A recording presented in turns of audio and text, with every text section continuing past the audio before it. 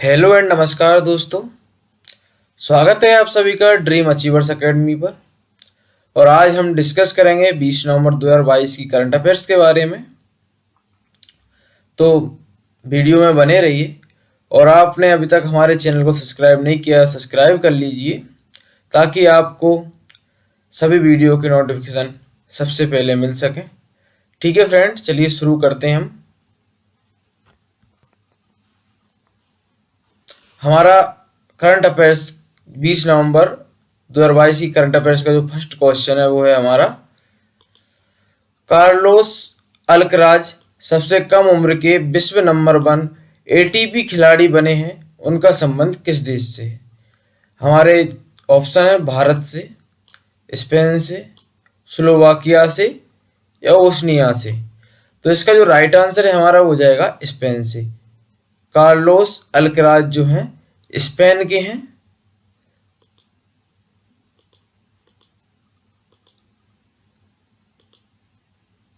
Spain के Carlos Alcaraz ने सबसे कम उम्र के जो है विश्व नंबर 1 एटीपी खिलाड़ी बने हैं। स्पेन के Carlos Alcaraz ATP association of tennis professional ranking में नंबर 1 स्थान पाने वाले सबसे कम उम्र के खिलाड़ी हैं। एटीपी ने अपनी रैंकिंग प्रणाली 1973 में शुरू की थी। वह 5 दिसंबर को 19 साल 214 दिन के होंगे, जो इस साल की रैंकिंग का अंतिम दिन होगा। उन्होंने ऑस्ट्रेलिया के लेटन, जो इनसे पहले जो जिनका रिकॉर्ड था लेटिन हैबिट, जो कि ऑस्ट्रेलिया के थे, उनका रिकॉर्ड इन्होंने तोड़ दिया है। और जो लेटिन हैबिट थे वो 20 साल 275 दिनों की उम्र में इस रिकॉर्ड को हासिल किया था उन्होंने, और इन्होंने 19 साल 214 दिन की एज में जो है ये रिकॉर्ड हासिल किया है। तो अभी सबसे कम उम्र के खिलाड़ी के रूप में स्पेन के जो है कार्लोस अल्कराज जाने जाते हैं। कार्लोस अल्कराज ने एटीपी रैंकिंग में 32वें स्थान के खिलाड़ी के रूप में 2022 में अपनी शुरुआत की थी। इस साल वह पीट सम्प्रास के बाद यूएस ओपन ग्रैंड स्लैम खिताब जीतने वाले दूसरे सबसे कम उम्र के पुरुष खिलाड़ी बने हैं। पीट सम्प्रास जो हैं सबसे कम उम्र के ग्रैंड स्लैम खिताब जीतने वाले व्यक्ति हैं, और उनके बाद में दूसरे नंबर पर कार्लोस अल्कराज आते हैं।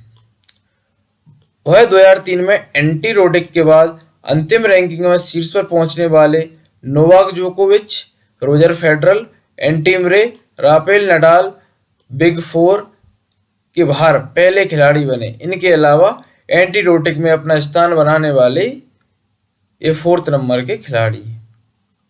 ठीक है फ्रेंड्स, क्लियर होगा आपको इतना। चलिए अगले क्वेश्चन की ओर बढ़ते हैं। नेक्स्ट क्वेश्चन है हमारा, हाल ही में पीएम मोदी ने डोनी पोलो एयरपोर्ट का उद्घाटन किया है, वह किस राज्य में स्थित है? फर्स्ट ऑप्शन है हमारा अरुणाचल प्रदेश, सेकंड सिक्किम, थर्ड मणिपुर और फोर्थ ऑप्शन है मिजोरम। तो इस क्वेश्चन का हमारा जो राइट आंसर है हो जाएगा अरुणाचल प्रदेश। अभी हाल ही में पीएम मोदी ने अरुणाचल प्रदेश में डोनी पोलो एयरपोर्ट का जो है उद्घाटन किया है। आपको पता होना चाहिए कि जो डोनी पोलो एयरपोर्ट है वो ग्रीन फील्ड हवाई अड्डा है, और ये अरुणाचल प्रदेश का पहला ग्रीन फील्ड हवाई अड्डा होगा। प्रधानमंत्री नरेंद्र मोदी ने ईटानगर के होलांगी, अरुणाचल प्रदेश की जो राजधानी है ईटानगर, उसका एक शहर है होलांगी, वहीं पर जो है डोनी पोलो एयरपोर्ट बनाया गया है, जिसका हाल ही में जो उद्घाटन है वो प्रधानमंत्री नरेंद्र मोदी द्वारा किया गया है। उद्घाटन समारोह के दौरान पीएम मोदी ने यहाँ पर उड़ान ब्रोशर को भी लॉन्च किया है। इसके बाद साल 2019 में पीएम मोदी ने होलांगी में ग्रीनफील्ड हवाई अड्डे के निर्माण की आधारशिला रखी थी, शिलान्यास किया था, और अभी इसका उद्घाटन किया 2022 में। है हवाई अड्डा अरुणाचल प्रदेश का पहला ग्रीनफील्ड हवाई अड्डा है। डोनी पोलो एयरपोर्ट अरुणाचल प्रदेश के ये तीसरा परिचालन हवाई अड्डा है। अरुणाचल प्रदेश का है, तीसरा हवाई अड्डा होगा। इसके साथ ही देश के जो उत्तर पूर्वी क्षेत्र है उसमें हवाई अड्डों की संख्या 16 हो जाएगी। 1947 से 2014 तक उत्तर पूर्व में केवल 9 हवाई अड्डे थे, लेकिन अभी 8 साल की छोटी अवधि में पूर्वोत्तर में जो है 7 हवाई अड्डे जो करंटली सरकार है उसके द्वारा बनाए गए हैं। तो अब कुल मिलाकर 16 हवाई अड्डे जो पूर्वोत्तर देशों में हो गए हैं, उत्तर पूर्वी देशों में, उत्तर पूर्वी राज्यों में, सॉरी, टोटल 16 हवाई अड्डे हो गए हैं। और 16वां हवाई अड्डा डोनी पोलो एयरपोर्ट है। ठीक है फ्रेंड्स, चलिए नेक्स्ट की ओर बढ़ते हैं। नेक्स्ट क्वेश्चन है हमारा, हाल ही में कैम्ब्रिज डिक्शनरी ने किस बर्ड को बर्ड ऑफ द ईयर 2022 घोषित किया है? तो हमारा फर्स्ट ऑप्शन है इसका Homer, second Carlo, third Martin, fourth है बोर्डल। तो इसका राइट आंसर है हमारा वो आएगा होमर। होमर शब्द को कैम्ब्रिज डिक्शनरी ने हाल ही में बर्ड ऑफ द ईयर 2022 घोषित किया है।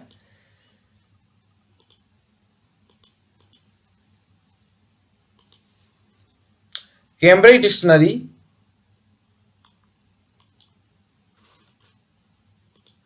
ने जो है होमर बर्ड को बर्ड ऑफ द ईयर 2022 घोषित किया है। कैम्ब्रिज डिक्शनरी ने साल 2022 के लिए अपने शब्द का खुलासा कर दिया है।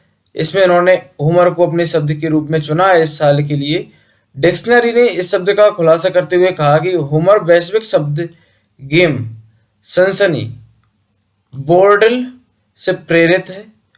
मालूम हो कि 2022 में 22 का जो पहला सप्ताह था उसमें होमर शब्द को लगभग 75,000 बार इंटरनेट पर सर्च किया गया था। और 2021 के अगर हम कैम्ब्रिज डिक्शनरी के बर्ड ऑफ द ईयर की बात करें तो दृढ़ता, परसेवरेंस जो है 2021 का बर्ड ऑफ द ईयर रहा था, कैम्ब्रिज डिक्शनरी का बर्ड ऑफ द ईयर 2021। इसको जो है वेबसाइट पे 2,43,000 बार सर्च किया गया था। और जो किससे प्रेरित है, तो ये मंगल पर जो नासा ने अपना यान भेजा था रोवर 18 फरवरी को, उससे प्रेरित है ये शब्द। इसलिए इसको 2,43,000 बार से अधिक इंटरनेट पर सर्च किया गया और इसी के चलते कैम्ब्रिज डिक्शनरी ने जो है इसे बर्ड ऑफ द ईयर 2021 घोषित किया था। चलिए तो दोस्तों चलते हैं नेक्स्ट क्वेश्चन की ओर। हमारा नेक्स्ट क्वेश्चन है, हाल ही में किसे कोमोरोस में भारत के नए राजदूत के रूप में नियुक्त किया गया है? फर्स्ट ऑप्शन है हमारा अरविंद बिरमानी, सेकेंड ऑप्शन है बंडारू विल्सन बाबू, थर्ड ऑप्शन है सुनील चक्रवर्ती और फोर्थ ऑप्शन है संजय बर्मन। तो इस क्वेश्चन का जो हमारा राइट आंसर हो जाएगा बंडारू विल्सन बाबू। इनको हाल ही में जो है भारत सरकार ने कोमोरोस में अपने राजदूत के रूप में नियुक्त किया है, बंडारू विल्सन बाबू को। भारतीय विदेश सेवा के अधिकारी हैं बंडारू विल्सन बाबू, जो समवर्ती रूप से कोमोरोस में भारत के अगले राजदूत होंगे। और जो बंडारू विल्सन बाबू हैं वो अभी मेडागास्कर में भारत के राजदूत के रूप में कार्य कर रहे हैं। अब वह दोनों जगह साथ साथ में दोनों जगह के राजदूत का दायित्व संभालेंगे। विल्सन बाबू जो है 2004 बैच के भारतीय विदेश सेवा अधिकारी हैं। कोमोरोस मोजाम्बिक चैनल के गर्म हिंद महासागर के पानी में अफ्रीका के पूर्वी तट से दूर एक ज्वालामुखी द्वीप समूह है। इसकी राजधानी मोरोनी है और इसके जो वर्तमान अध्यक्ष हैं वो अजाली आसोमानी हैं। कोमोरोस महाद्वीप जो है अफ्रीका महाद्वीप के अंतर्गत आता है कोमोरोस। और कोमोरोस की जो आधिकारिक भाषा है वो कोमोरियन, फ्रेंच और अरबी है। ठीक है दोस्तों, क्लियर होगा आपको इतना। चलिए नेक्स्ट क्वेश्चन की ओर बढ़ते हैं। नेक्स्ट क्वेश्चन है हमारा, हाल ही में सरकार बैंकों के सीईओ का कार्यकाल बढ़ाकर अब कितने साल कर दिया गया है? हाल ही में सरकारी बैंकों के जो सीईओ होते हैं, चीफ एग्जीक्यूटिव ऑफिसर, उनका और जो एमडी होते हैं उनका कार्यकाल कितने वर्ष के लिए बढ़ा दिया गया है और अब उनका कार्यकाल कितने वर्ष का होगा। तो हमारा फर्स्ट ऑप्शन है 5 साल, सेकंड ऑप्शन है 10 साल, थर्ड ऑप्शन है 7 साल और फोर्थ ऑप्शन है हमारा 3 साल। तो इसका जो राइट आंसर है हो जाएगा 10 साल। हाल ही में सरकारी बैंकों के जो एमडी और सीईओ हैं उनका कार्यकाल बढ़ाया गया है और अब उनके कार्यकाल को जो है 5 वर्ष से बढ़ा करके 10 वर्ष कर दिया गया है। इस कदम से हुआ क्या कि इससे क्या होगा कि जो लोग जल्दी रिटायर हो जाते थे, जैसे कि 45 से 50 साल की आयु में जो एमडी या सीईओ बन जाते थे तो वो 5 साल बाद रिटायर हो जाते थे, लेकिन अब ऐसा नहीं होगा, वो 10 साल बाद रिटायर होंगे। इसका उनके जो अनुभव होंगे उनका फायदा बैंकिंग क्षेत्र को मिलेगा, इसलिए यह कदम उठाया गया है बैंकिंग के लिए। सरकार ने जो है 17 नवंबर 2022 को एक सूचना जारी की थी जिसमें उन्होंने बताया कि जो 5 साल था कार्यकाल उसको बढ़ाकर 10 साल कर दिया है और सेवानिवृत्त की जो उम्र है वो 60 साल है। यानी कि या तो व्यक्ति 60 साल का हो जाए या उसने 10 साल सेवा दे दी हो, इसके बाद ही वो रिटायर होगा।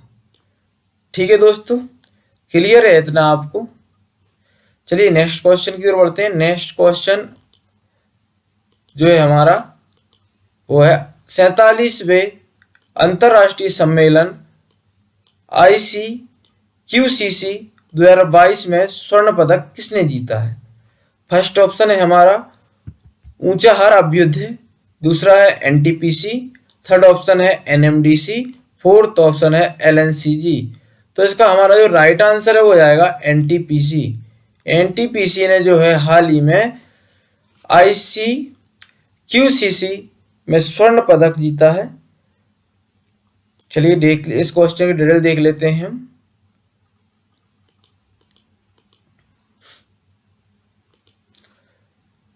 ऊंचाहार अभ्युदय जो है उसको NTPC की QC टीम ने हराया है गुणवत्ता परिधि पर। 47वें अंतर्राष्ट्रीय सम्मेलन ICQCC 2022 में स्वर्ण पदक जीता है और यह जो सम्मेलन हुआ है जकार्ता में हुआ था। 15 से 18 नवंबर तक आयोजित किया गया था जकार्ता में। ICQCC 2022 के लिए जो विषय वस्तु थी वो थी गुणवत्तापूर्ण प्रयासों के माध्यम से बेहतर निर्माण। यह इसकी थीम थी, गुणवत्तापूर्ण प्रयासों के माध्यम से बेहतर निर्माण, ICQCC 2022 की थीम। NTPC को मार्च 2022 के दौरान वर्ल्ड HRD कांग्रेस के 30वें सत्र में dream employer of the year घोषित किया गया था। NTPC को अमेरिका के the association for talent development ATD द्वारा 2022 के ATD बेस्ट अवार्ड विजेता के रूप में चुना गया था। मिलने वाले पुरस्कार तथा मान्यता इस बात का प्रमाण है कि NTPC में कार्य करने वाले श्रम बल विश्व की सर्वश्रेष्ठ कंपनियों के समान है। ठीक है दोस्तों, नेक्स्ट क्वेश्चन की ओर बढ़ते हैं हम। नेक्स्ट क्वेश्चन है हमारा हाल ही में विश्व शौचालय दिवस कब मनाया गया है। फर्स्ट ऑप्शन है हमारा 17 नवंबर को, सेकंड ऑप्शन है 18 नवंबर को, 19 नवंबर को और लास्ट ऑप्शन है 20 नवंबर को। तो इसका जो राइट आंसर है हमारा हो जाएगा 19 नवंबर को। विश्व शौचालय दिवस कब मनाया गया तो 19 नवंबर को। 19 नवंबर को जो है विश्व भर में वर्ल्ड टॉयलेट दिवस मनाया जाता है। इस दिन का जो उद्देश्य है वो है ऐसे लोगों को जागरूक करना जो जिनके पास आज के जमाने में भी सुरक्षित और स्वच्छ शौचालय नहीं है। वैश्विक स्वच्छता संकट से निपटने के लिए कार्रवाई शुरू करना, यही इसका मेनली उद्देश्य है।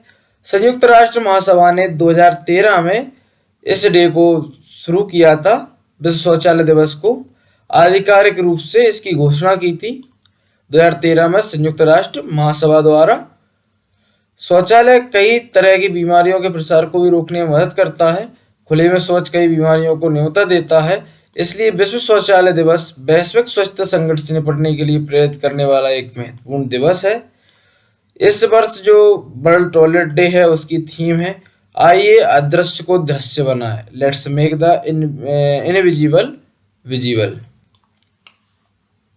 इस वर्ष की थीम है इसकी आइए अदृश्य को दृश्य बनाए। ठीक है फ्रेंड, याद रखें थीम को। चलिए नेक्स्ट क्वेश्चन की ओर बढ़ते हैं। नेक्स्ट क्वेश्चन है हमारा, हाल ही में किसे मेटा के न्यू इंडिया हेड के रूप में नियुक्त किया गया है? तो इसका जो राइट आंसर है हो जाएगा संध्या देवनाथन। संध्या देवनाथन जी को जो है हाल ही में फेसबुक ने, जो कि अभी इसका नया नाम मेटा हो गया है फेसबुक का, उसने अपने जो है इंडिया हेड के न्यू इंडिया हेड के रूप में नियुक्त किया है। फेसबुक का जो पेरेंट ऐप है मेटा ने भारत के पूर्व प्रमुख जो थे अजीत मोहन के जाने के 2 सप्ताह बाद संध्या देवनाथन को देश के लिए अपना नया शीर्ष कार्यकारी नियुक्त किया है। देवनाथन 1 जनवरी 2023 को अपनी नई भूमिका में कार्य करना स्टार्ट करेंगे। देवनाथन जो है वर्तमान में मेटा के Asia Pacific APEC Asia Pacific division के लिए जो है गेमिंग के उपाध्यक्ष के रूप में कार्य करते हैं। अपनी नई भूमिका में संध्या देवनाथन मेटा के समग्र एपीएसी व्यवसाय के उपाध्यक्ष डैन नेरी को रिपोर्ट करेंगी। देवनाथन जो है सिंगापुर के लिए देश के प्रबंध निदेशक और वियतनाम के लिए व्यापार प्रमुख के रूप में कार्य किया है। इन्होंने 3 नवंबर 2022 को मेटा ने तत्काल प्रभाव से तत्कालीन देश प्रमुख अजीत मोहन के प्रस्थान की घोषणा की थी। 15 नवंबर को जो है कंपनी ने व्हाट्सएप इंडिया के कंट्री हेड अभिजीत बोस और मेटा इंडिया के public policy director Rajeev Agarwal के जाने की भी घोषणा की है। देवनाथन की नियुक्ति कंपनी के भारतीय उपक्रमों से हाई प्रोफाइल निकास के बाद हुई है। निकास जो है मेटा की एक सबसे बड़े एकल छटनी कार्यक्रम में से है, का एक चरण है। 9 नवंबर को मेटा के प्रमुख कार्यकारी मार्क जुकरबर्ग ने एक घोषणा में कहा था कि उनकी कंपनी में अपने कर्मचारियों से 11,000 या उससे अधिक की संख्या में यानी कि लगभग 13% के अप्रोक्स जो है हायरिंग को रोक देगी कंपनी अगले इस नवंबर के बाद से। ठीक है फ्रेंड, क्लियर है इतना आप? चलिए नेक्स्ट क्वेश्चन की ओर बढ़ते हैं। नेक्स्ट क्वेश्चन है हमारा, हाल ही में अरुण कुमार सिंह को निम्न में से किसके प्रमुख के रूप में चुना गया है? फर्स्ट ऑप्शन है बीपीसीएल, सेकंड ऑप्शन है ओएनजीसी, थर्ड ऑप्शन है एनटीपीसी, फोर्थ ऑप्शन है आरटीएनजी। तो इसका जो राइट आंसर है हमारा वो हो जाएगा ओएनजीसी। हाल ही में जो है अरुण कुमार सिंह को ओएनजीसी के प्रमुख के रूप में चुना गया है। अरुण कुमार जी जो है इससे पहले बीपीसीएल से सेवानिवृत्त हैं और अभी हाल ही में इन्होंने ओएनजीसी के अध्यक्ष के रूप में के अगले प्रमुख के रूप में इन्हें नियुक्त किया गया है। बीपीसीएल के पूर्व अध्यक्ष अरुण कुमार सिंह जो है भारत के शीर्ष तेल और गैस उत्पादक तेल और प्राकृतिक गैस निगम ओएनजीसी के नए अध्यक्ष चुने गए हैं। ओएनजी का जो मुख्यालय बसंत कुंज नई दिल्ली में है और ओएनजी की स्थापना 14 अगस्त 1956 को हुई थी। ठीक है दोस्तों, क्लियर इतना? चलिए नेक्स्ट क्वेश्चन की ओर बढ़ते हैं। नेक्स्ट क्वेश्चन को देखते हैं हम। हमारा अगला क्वेश्चन है, हाल ही में बिली जीन किंग कप किस देश ने जीता है? इसका जो फर्स्ट ऑप्शन है वो है स्विट्जरलैंड, सेकंड ऑप्शन है ऑस्ट्रेलिया, थर्ड ऑप्शन है भारत, फोर्थ ऑप्शन है चीन। तो बिली जीन किंग कप जो है स्विट्जरलैंड ने जीता है। हाल ही में स्विट्जरलैंड ने बिली जीन किंग कप जीता है और स्विट्जरलैंड ने यह कप ऑस्ट्रेलिया को हराकर जीता है। बेलिंडा बेंसिच ने अपना शानदार प्रदर्शन जारी रखा जिससे स्विट्जरलैंड ने ऑस्ट्रेलिया को हराकर बिली जीन किंग कप का खिताब जीता है। ओलंपिक की एकल स्वर्ण पदक विजेता बेंसिच ने ऑस्ट्रेलिया की अल्जा डोमलजानोविच को 6-2 और 6-1 से हराकर स्विट्जरलैंड को 2 से आगे अजय बढ़त दिलाई है। और स्विट्जरलैंड ने इससे पहले कभी यह टूर्नामेंट नहीं जीता था, जिसे पूर्व में फेड कप के नाम से जाना जाता था और अब इसे बिली जीन किंग कप के नाम से जाना जाता है। स्विट्जरलैंड ने पहली बार इस कप को जीता है। वह 1998 में पिछले साल फाइनल में हार गई थी स्विट्जरलैंड जो है। ऑस्ट्रेलिया ने 7 बार टूर्नामेंट जीता है, लेकिन उसे आखिरी खिताब जो है खिताबी जीत साल 1974 में मिली थी। ऑस्ट्रेलिया इसके बाद 10 बार फाइनल में पहुंचा, लेकिन हर बार उसे हार का सामना करना पड़ा और साथ ही साथ इस बार भी ऑस्ट्रेलिया को हार का सामना करना पड़ा फाइनल में, और स्विट्जरलैंड ने जो है बिली जीन किंग कप जीत लिया है। ठीक है दोस्तों, क्लियर है इतना। चलिए नेक्स्ट क्वेश्चन देखते हैं। हमारा जो अगला क्वेश्चन है वो है यूरोपियन वर्क काउंसिल की स्थापना करने वाली पहली भारतीय कंपनी कौन सी है? फर्स्ट ऑप्शन है विप्रो, सेकेंड ऑप्शन है टीसीएस, थर्ड ऑप्शन है डॉल्फिन, फोर्थ ऑप्शन है मैस्ट्रिनो। तो इसका हमारा जो राइट आंसर हो जाएगा विप्रो।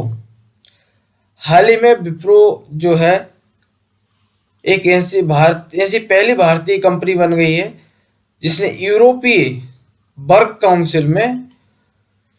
काउंसिल की स्थापना की है। भारत की दिग्गज आईटी कंपनी विप्रो ने अपने कर्मचारी प्रतिनिधि के साथ एक यूरोपीय वर्क काउंसिल ईडब्ल्यूसी स्थापित करने के लिए समझौता किया है। यूरोप में अपने श्रमिकों के लिए यूरोपीय कार्य परिषदों की स्थापना करने वाली पहली भारतीय कंपनी बन गई है। यह एक भारतीय बहुराष्ट्रीय कंपनी है। इसे 1945 में मोहम्मद हुसैन और हसम प्रेमजी द्वारा western India vegetable products limited के रूप में स्थापित किया गया था। इसका जो पहले नाम था वो था British India vegetable products limited. बाद में इसका जो नाम बदलकर विप्रो कर दिया गया और अजीज प्रेमजी जो है उन्होंने इसे सूचना प्रौद्योगिकी कारोबार में प्रवेश दिलाया है। अब भारत की शीर्ष आईटी कंपनियों में से एक है और अभी इसका जो है दुनिया में 100 से अधिक देशों में इसका विस्तार है। ठीक है दोस्तों, क्लियर इतना। तो आशा करता हूँ आपने बहुत कुछ सीखा होगा इस करंट अफेयर्स की सीरीज से। अब मिलते हैं हम नेक्स्ट वीडियो में, तब तक के लिए टेक केयर, बाय बाय।